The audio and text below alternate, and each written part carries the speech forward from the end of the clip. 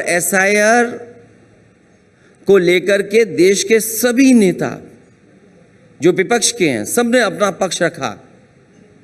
और मैं आज भी कहता हूं, जो मैं अभी खबरें सुन रहा हूं, हम उन खबरों में इसलिए नहीं जाना चाहते क्योंकि भारतीय जनता पार्टी अपने अधिकारियों के माध्यम से क्या बदलाव कराएगी अभी भी कुछ नहीं पता है।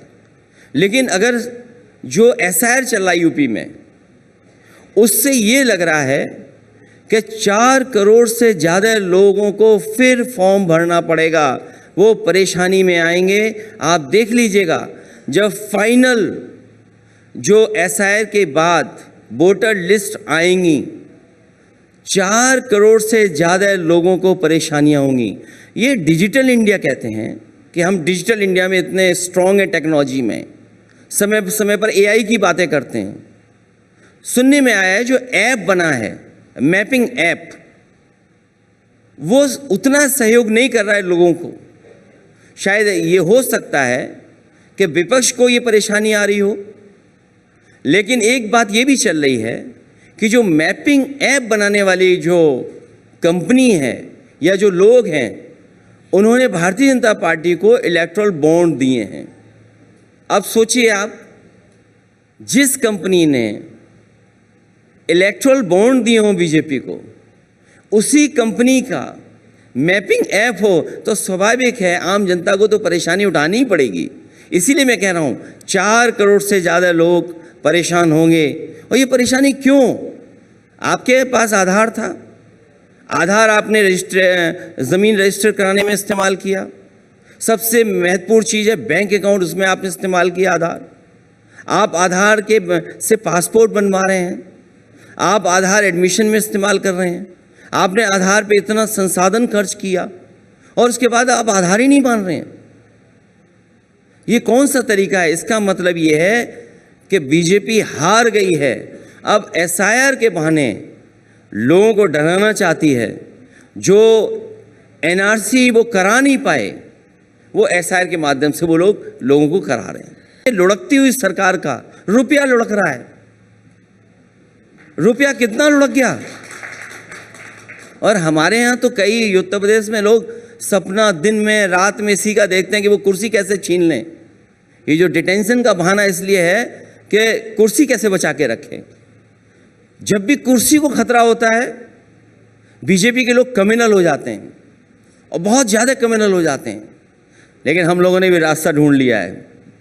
इस बार पीडीए के लोग मिल कर के, सब एक साथ होकर के इस लोकतंत्र को मजबूत करने जा रहे हैं, संविधान को मजबूत करने जा रहे हैं।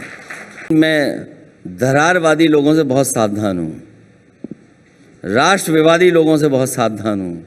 अगर उन्हें कोई भी मौका मिल जाएगा तो वही एजेंडा बना देंगे, वही नैरेटिव बना देंगे। इसलिए हम लोग बहुत सावधान हैं उन लोगों से। और हमसे ज़्यादा सावधान उनके लोग अपने लोग हैं, क्योंकि सुनने में आ रहा है जो मीडिया को समय समय पर नैरेटिव और एजेंडा देते थे, आजकल वो किसी को एजेंडा नहीं दे पा रहे हैं, नैरेटिव नहीं दे पा रहे हैं। इसलिए हम आपको सबको सावधान रहना चाहिए।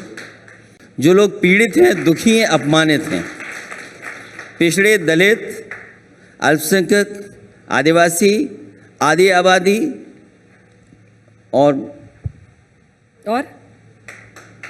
भी बता सकता हूँ मैं। हाँ नहीं, वही मैं पूछना चाह रही हूँ। जिनके अंदर ए फॉर अपनापन हो, डी फॉर जिनके अंदर दया हो, दयालु हो, ए से एक शब्द भूल तो नहीं गया? प्यारे जो हों, जो लोग प्यारे हों। ए से एक शब्द भूल तो नहीं गए आप? अल्पसंख्यक आप नहीं कह रहे? बोला मैंने, अल्पसंख्यक बोला ना? हाँ, अल्पसंख्यक, अल्पसंख्यक, आदिवासी, आदि आबादी। हाँ, पर ये कह रहे हैं कि आज और अच्छे अगड़े भी। अच्छे अगड़े? अच्छा, बुरे अगड़े क्या होता है? जो लोग भेदभाव करते हैं, जो लोग हमारे जैसे लोगों को जाने के बाद मंदिर में गंगा जल से धुलवाते हैं, वो अच्छे नहीं हो सकते।